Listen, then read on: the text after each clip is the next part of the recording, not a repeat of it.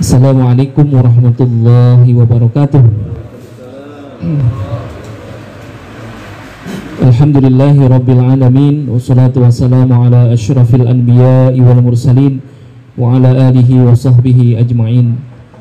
Rabbi yasir wa la tu'asir, rabbi tamim bil khair, rabbi syrah li sadri wa yassir li amri wahlul 'uqdatam min lisani yafqahu qawli.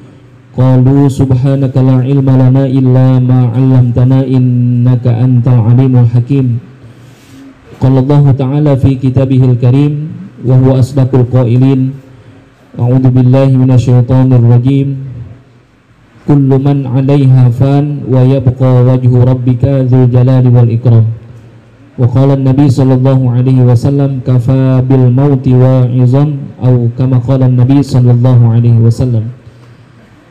Hadratul muhtaramin, para alim ulama, para tokoh masyarakat, wabil khusus yang sama-sama kita hormati, kita muliakan, orang tua kita, guru kita Al-Ustadz Haji Muhammad Ya'qub, dan juga yang sama-sama kita hormati orang tua kita, sesepuh kita Bapak Ibrahim, yang kita hormati orang tua kita Bapak Haji Abdul Rahman, dan juga yang sama-sama kita hormati orang tua kita Bapak Haji Niman, yang sama-sama kita hormati, kita muliakan orang tua kita Bapak Nurdin, dan juga Ustadz Na'ali, Ustadz Haji Abdul Karim, dan seluruh jamaah sekalian yang tidak kami sebutkan namanya satu persatu, namun tidak sedikit pun rasa ta'zim, mahabbah kepada para jamaah sekalian berkurang. Alhamdulillah, pada kesempatan malam hari ini, di malam yang ketujuh ini, kita masih bisa sama-sama hadir untuk mendoakan orang tua kita, Ibu Hajah Mas'ah binti Haji Jimi. Kalau ada yang bilang ini namanya keren ya, Haji Jimi, tapi saya pernah dapat riwayat dari orang tua saya, karena orang tua saya masih ketemu nih sama Haji Jimi, masih ketemu orang tua saya.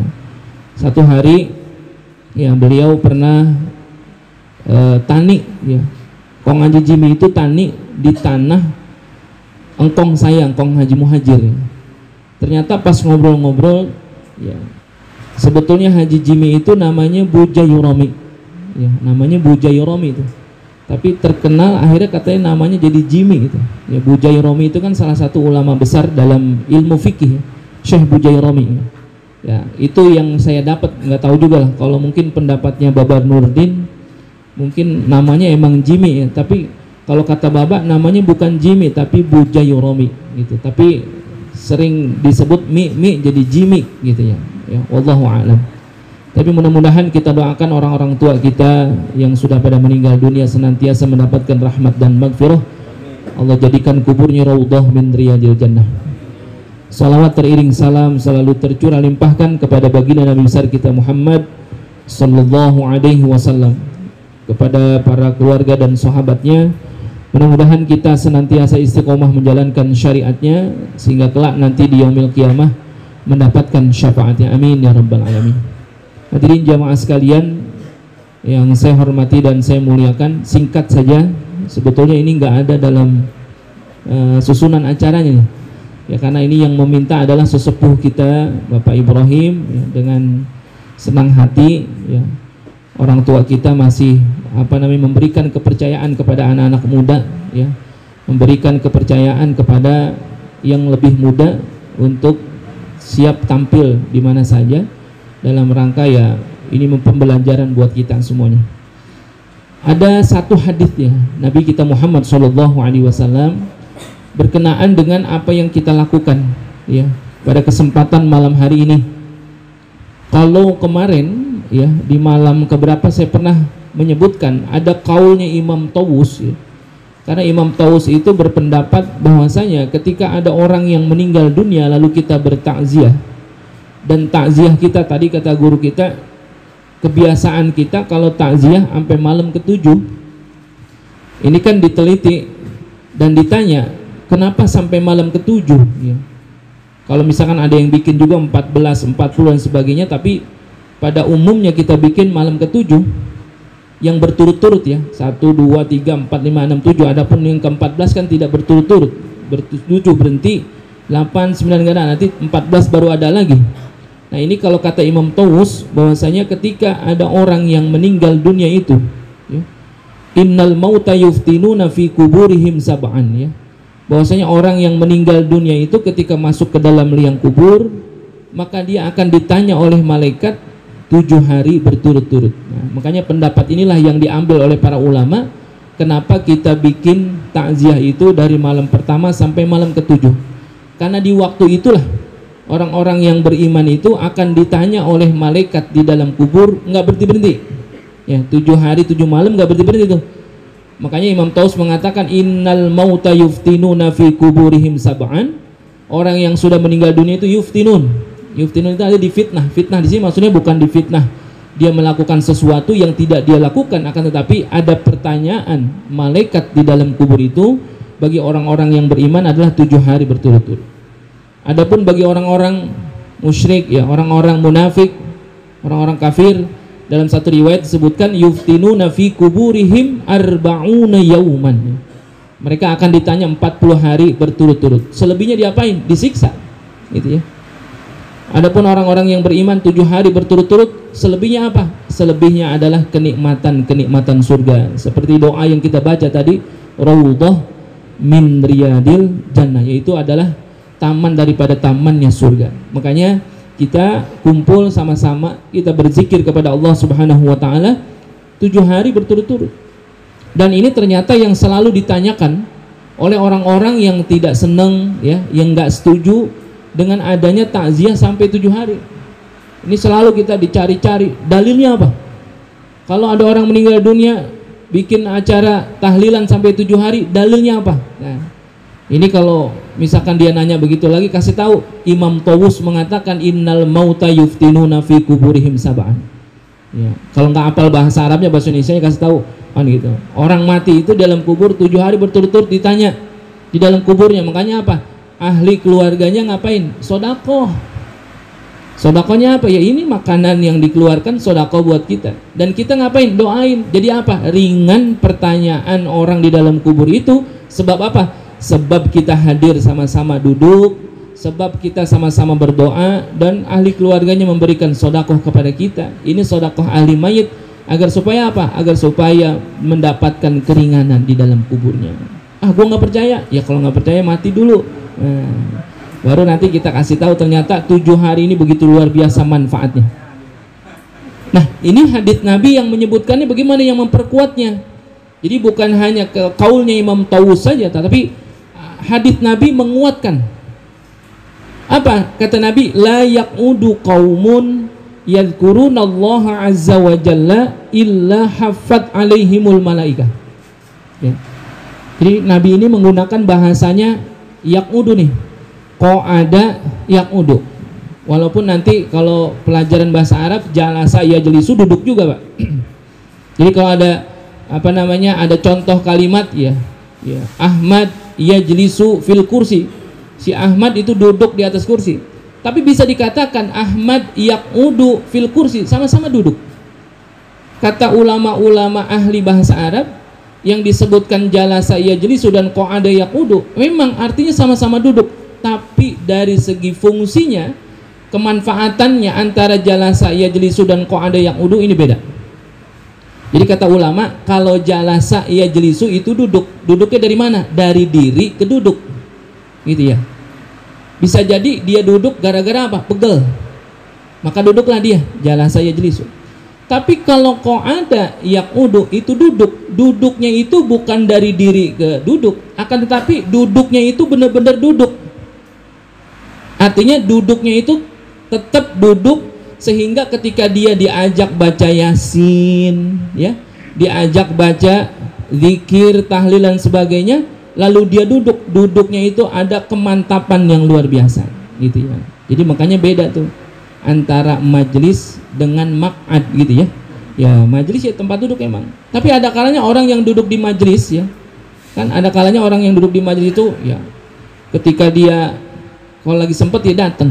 Ya kalau kagak. Tapi kalau disebut qa'ada yaqudu itu Duduknya adalah satu ketetapan yang ketika dia duduk lalu ada dibaca di situ Al-Qur'an, zikir dan lain sebagainya. Kemantapan itulah makanya Nabi menggunakan istilah la yaqudu qaumun. Dan sebutannya qaumun itu apa? Nakiroh. Ya, nggak disebut secara khusus, secara umum. Makanya ketika ada orang diajak duduk untuk ngapain? Berzikir kepada Allah pada kesempatan malam hari ini, bisa jadi ada orang-orang yang kagak demen zikir, ya, nggak biasa gitu maksudnya. Kan bisa jadi kita kalau zikiran kalau di tempat begini doang. Kalau di rumah belum tentu zikir sampai lama begini kan gitu. Tapi apa Nabi menggunakan kata-kata layak udu kaumun artinya apa?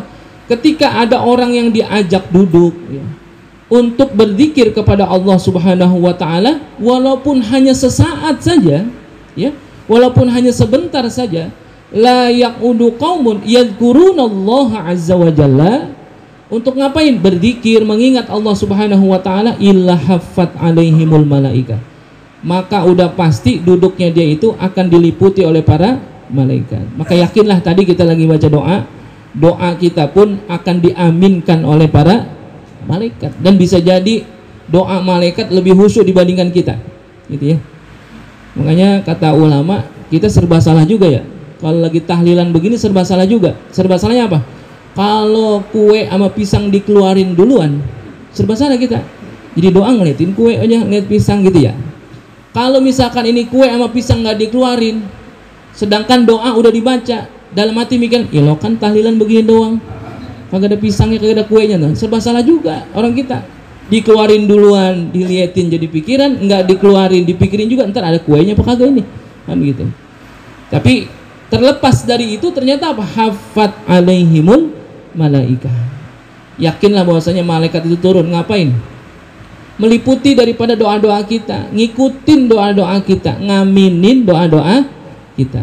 Makanya mudah-mudahan doa-doa yang tadi kita baca, Yasin, ya, zikir, tahlil dan sebagainya, pahalanya disampaikan kepada almarhum dan almarhumah orang-orang tua kita, khususnya almarhumah orang tua kita Ibu Hajah Mas'ah binti Haji Jimi.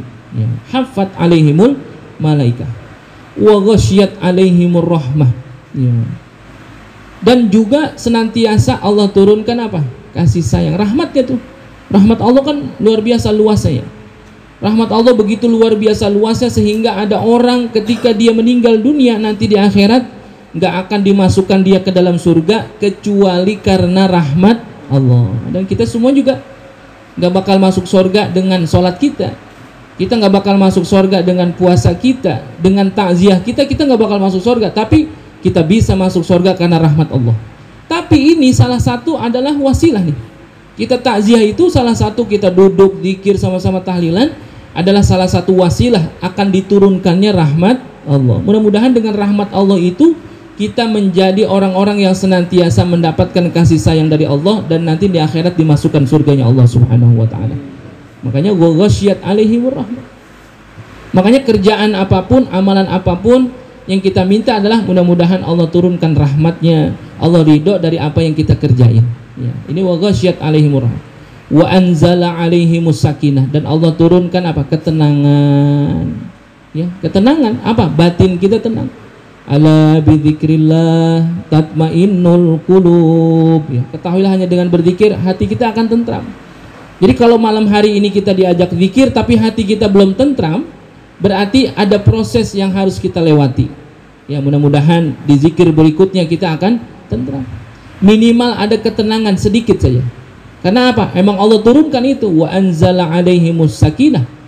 Dan juga senantiasa ketika disebutkan wa ghasyiyat alaihimur rahmah wa anzala alaihimus sakinah, dan juga ternyata orang yang ketika duduk lalu dia berzikir mengingat Allah Subhanahu wa taala, membaca amalan-amalan yang diajarkan oleh ulama-ulama kita, bukan hanya rahmat Allah, bukan hanya malaikat yang turun, bukan hanya ketenangan dalam diri kita, tapi apa?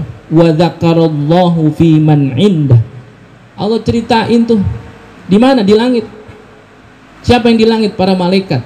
Allah ceritain tuh. Ada hambaku yang pada kesempatan malam hari ini ngikut zikir, ngikut berdoa kepada Allah Subhanahu wa taala. Orang ketika dia hidup di dunia akan tetapi diceritain di langit, itu termasuk orang yang mulia, Pak. Dia masih hidup di dunia, tapi namanya udah disebut di sana di langit. Siapa dia? Yaitu termasuk orang yang ketika dia duduk lalu dia berzikir kepada Allah Subhanahu wa taala. Karena Nabi katakan bahwasanya orang-orang yang seperti itu kondisinya akan diapain? Wa dzakarallahu fi man indah. Akan Allah sebutin, Allah ceritain dari mana? Fi man indah, dari sisinya siapa? Para malaikat. Jadi mudah-mudahan pada malam hari ini kita yang duduk sama-sama zikir kepada Allah Subhanahu wa taala, Allah sebutin nama-nama kita di mana?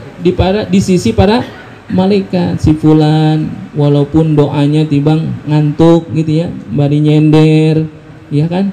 Kalau lagi doa dia sembari ngelihat HP, tetap diceritain sama Allah tuh, gitu ya. Dan itu semuanya jadi saksi. Siapa saksinya? Semua yang ada di apa yang dia dudukin semua jadi saksi.